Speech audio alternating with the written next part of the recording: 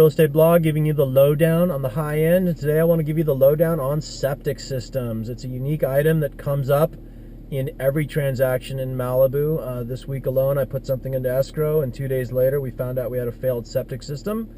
And what's unique about this item is that the city of Malibu requires a septic inspection during escrow, and if the system fails, the city is going to want to know who is not only going to pay for the new system but when it's going to be installed. If it passes, the city will issue an operating permit good for a number of years before it gets inspected again. It's a unique item only in Malibu, and it's one of the reasons why you should work with a local agent, because for the most part, agents outside of the area have no idea about any septic ordinances or inspection requirements during escrow.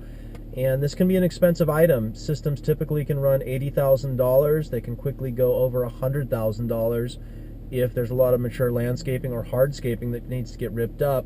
For the most part, I've successfully on several occasions been able to get a credit back to the buyer, even one up to $100,000 if the buyer was willing to put in the new system. But one way that I address this when I'm presenting an offer is I will definitely include language in the offer that says seller to be responsible for obtaining a city operating permit, and also responsible for all costs associated with that operating permit. So there are some tricks that we have in the offer to make sure that the seller is aware of it, and to make sure the seller aware that we'd like them to be responsible for it. And then if it does fail, it's something that we can negotiate in the form of a credit or to get the seller to install it.